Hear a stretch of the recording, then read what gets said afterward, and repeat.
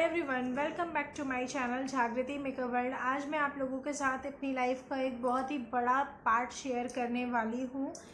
आज मैं आप लोगों से बात करूँगी थायराइड के ऊपर, जो कि मुझे खुद को थायराइड था, कब मुझे हुआ, कैसे मुझे पता चला और मैंने क्या कुछ किया, क्या क्या इसके साइड इफ़ेक्ट्स मैंने फेस किए, ये सारा कुछ मैं आज आप लोगों के साथ शेयर करने वाली हूँ। बहुत दिनों से मेरी प्लानिंग चल रही थी कि मैं इस टॉपिक पे वीडियो बनाऊं, लेकिन ये जो टॉपिक है बहुत ही ज़्यादा डिप्रेस्ड रहा है मेरे लिए, इसलिए मैंने बहुत इग्नोर किया है इस टॉपिक को। बट फिर मुझे लगा कि मुझे इस टॉपिक पे वीडियो बनाना चाहिए, मुझे इस वीडियो को शेयर करना चाहिए। सो फाइनली मैंने ये वीडियो फिल्म किया है। और थायराइड, जो कि बहुत सारे लोग इससे फैमिलियर हैं, और आज के टाइम में 10 में से 8 लेडीज़ को थायराइड होता है। मेल्स के कंपैरिजन में फीमेल्स में ये बहुत ज़्यादा हो गया है। आज के टाइम में तो नॉर्मल हो गया है ये बिल्कुल, लेकिन ये कितना भी नॉर्मल हो जाए, इसके साइड इफ़ेक्ट्स बहुत ज़्यादा हैं, बहुत ही ज़्यादा। सो फ्रेंड्स, ये जो बात है वो है 2010 की। 2010 में मैं 12th में थी और उस टाइम पे मेरा वेट होगा 44-45 kg, शायद 47, मैक्सिमम 46-47 होगा। मैं काफ़ी ज़्यादा पतली दुबली सी और बहुत एक्टिव सी लड़की थी।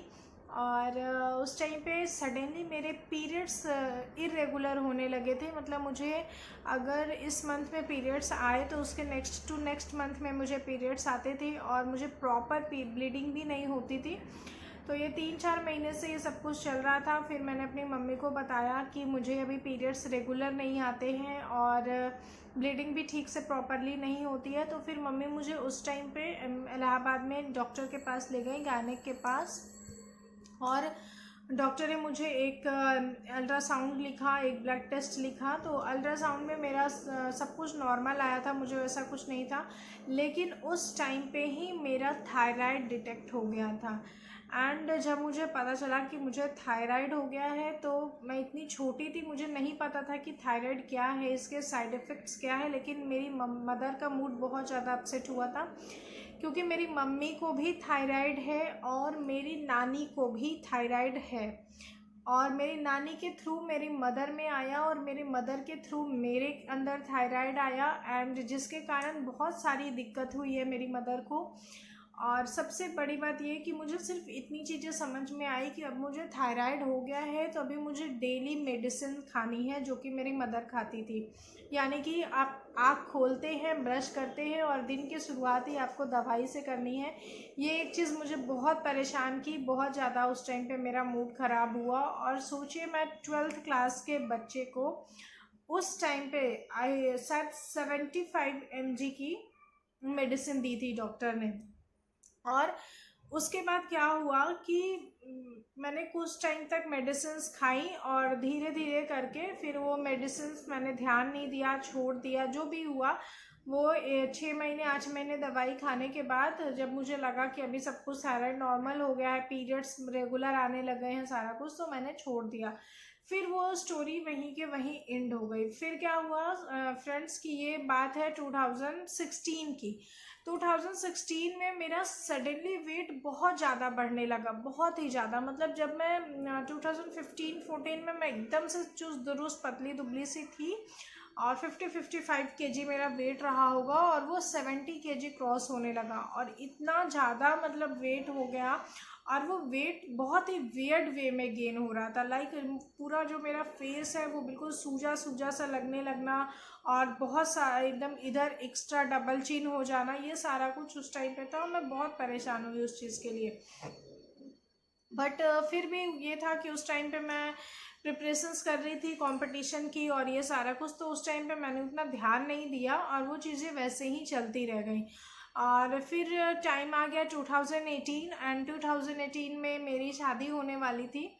तो थोड़ा सा मैं अपने वेट को लेकर के कॉन्शियस हुई कि अभी थोड़ा सा वेट सही करना है, ये सारा कुछ। तो मैंने एक्सरसाइज वगैरह स्टार्ट किए, मैं स्किपिंग करने लगी, वॉकिंग करने लगी। लेकिन जैसे कि मुझे पता था कि मुझे थायराइड है, तो जितना मैं एक्सरसाइज करती थी, जितनी मैं स्किपिंग करती थी, अगर इतना कोई और करता तो उसको बहुत ज़्यादा फ़ायदा होता, रिज़ल्ट विजिबल होता एज़ कम्पेयर टू मी। मेरा उतना वेट नहीं लूज़ हो रहा था जितना कि होना चाहिए।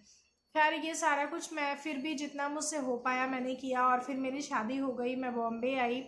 फिर यहाँ पे कैसा हुआ कि जब मैं बॉम्बे आई, और यहाँ पे मेरे फ्लोर पे 6 फ्लैट्स हैं टोटल।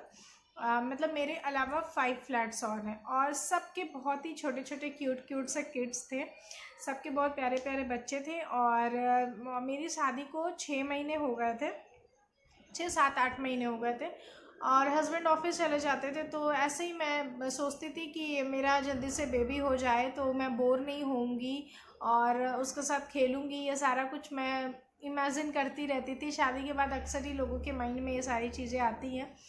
तो फिर हमने प्लान किया बेबी का।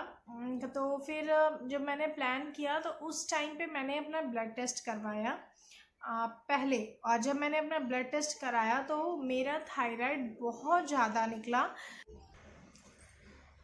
मुझे 100 mg की मेडिसिन दी गई, एंड डॉक्टर ने मुझे बोला कि अभी हो सकता है मुझे कंसीव करने में वक्त लग जाए, काफ़ी ज़्यादा भी लग सकता है और जल्दी भी कंसीव हो सकता है। बट मेरा थायराइड लेवल बहुत ज़्यादा है जिसके कारण मैं ओवर वेट हो गई थी। एंड उस टाइम पे मेरा वेट शायद 72-73 kg था। एंड मुझे डॉक्टर ने बोला कि प्रेगनेंसी से पहले ही आपका वेट बहुत ज़्यादा है, आपको अपना वेट कम करना है सबसे पहले तो, ताकि आपकी प्रेगनेंसी हेल्दी रहे, और आपको मेडिसिन्स रेगुलर खानी है। तो ये चीज़ें मैंने बहुत ध्यान से सुनी। तो अगर आपको थायराइड है तो सबसे पहली चीज़ आपको क्या करनी है कि आपको ब्लड टेस्ट करवाना है, और ये ब्लड टेस्ट आपको हर 3 से 4 महीने में, 2 से 3 महीने में आपको अपना एक ब्लड टेस्ट रेगुलर कराना चाहिए, जिससे कि आपको अपने थायराइड का लेवल पता चलता रहे। क्योंकि आप जब ब्लड टेस्ट कराते हैं तभी आपको पता चलता है कि आपको 25 mg की मेडिसिन लेनी है, 50 के लेनी है, या फिर 100 mg के लेनी है। ये आपके थायराइड के लेवल के अकॉर्डिंग आपको मेडिसिन्स मिलते हैं। तो इसलिए आपको ब्लड टेस्ट रेगुलर करवाना है। तो फिर मैंने क्या किया, फिर मैं अपनी मेडिसिन्स रेगुलर खाती थी, उसके साथ साथ फिर मैंने एक्सरसाइज स्टार्ट किया। और क्योंकि मैं चाहती थी कि मेरी प्रेगनेंसी में किसी भी तरह की कोई दिक्कत ना आए, कहीं मेरे थायराइड के कारण मुझे कंसीव करने में कोई भी प्रॉब्लम ना हो, तो इसलिए मैं बहुत ज़्यादा एक्टिव हो गई थी, मैं बहुत सतर्क हो गई थी अपने थायराइड को लेकर के। मैं नहीं चाहती थी कि अभी मैं प्रेगनेंसी को लेकर के मैं 3 साल 5 साल तक परेशान रहूं, बार बार डॉक्टर्स के चक्कर काटती रहूं कि थायराइड है, अभी ये कैसे कंसीव करूं, और मैं दुनिया भर के टेस्ट करूं। तो मैं बहुत ज़्यादा अपने लेवल से एक्टिव हो गई थी, मैं बहुत सर्च करती थी, मैं बहुत ज़्यादा बुक्स में, नेट पे, ये सारा कुछ। फिर मैंने क्या किया, मैंने एक्सरसाइज स्टार्ट किया। और मैं जब मेरे हस्बैंड ऑफिस से आ जाते थे तो उसके बाद उनको जस्ट मैं स्नैक्स, चाय वगैरह दे करके हम लोग वॉक करने निकलते थे, और वो मुझे ऑलमोस्ट 2 किलोमीटर वॉक करवाते थे। मैंने रेगुलर वॉक किया, मैंने रेगुलर स्किपिंग की, मैंने एक्सरसाइज वगैरह किए, और उसके बाद फिर मेरा वेट धीरे धीरे करके 65 तक आया। यानी कि जब मैंने कंसीव किया था तो उस टाइम पे मेरा वेट 64-65 kg आ गया था, और मेरी जो मेडिसिन 100 mg की थी वो 50 mg पे आ गई थी। मैंने थायराइड को भी काफ़ी हद तक कम किया, और साथ ही साथ मैंने अपने डाइट में से भी बहुत सारी चीज़ों को हटाया था। ऐसा नहीं है कि मैंने कम्प्लीटली हटा दिया था, लेकिन हाँ, उनका इंटेक मैंने कम किया था। जैसे कि ब्रोकली, कैबेज और कॉलीफ्लावर, ये सारी जो चीज़ें हैं इनका इंटेक आपको कम करना है अगर आपको थायराइड है तो। साथ ही साथ ग्लूटेन वाले प्रोडक्ट्स जैसे कि ब्रेड हो गया, इवन राइस भी, ये से, और टोफू, ये जितने भी सोया प्रोडक्ट्स होते हैं, इन सब चीज़ों को आपको थोड़ा सा अपने डाइट से साइड करना है। इनका इंटेक आपको बहुत कम करना है अगर आपको थायराइड है तो एक तो ये चीज़ें आप करिए। और साथ ही साथ आपको क्या करना है, जैसे प्रेगनेंसी में अगर आप कंसीव करना चाहती हैं और आपको थायराइड है तो आई नो कि इससे प्रॉब्लम होता है, डिले होता है, कंसीव करना थोड़ा मुश्किल होता है, लेकिन आप स्ट्रेस मत लीजिए। ये स्ट्रेस लेने से आपको कंसीव करने में और ही ज़्यादा मुश्किल आती है, इसलिए आप स्ट्रेस को अपने से दूर रखिए। साथ ही साथ एक हेल्दी लाइफस्टाइल रखिए, लिक्विड ज़्यादा पीजिए, रेगुलर एक्सरसाइजेस कीजिए। साथ ही साथ जितने भी ऐसे चीज़ें हैं जो आपको थायराइड में नहीं खानी है, उन सारी चीज़ों को अवॉइड कीजिए, उनका इंटेक कम कीजिए, पॉजिटिव रहिए, अपना लाइफस्टाइल हेल्दी रखिए। ये सारी चीज़ें फ्रेंड्स आप करेंगे तो आप आराम से थायराइड से जीत सकते हैं, थायराइड का लेवल अपनी बॉडी में नॉर्मल कर सकते हैं।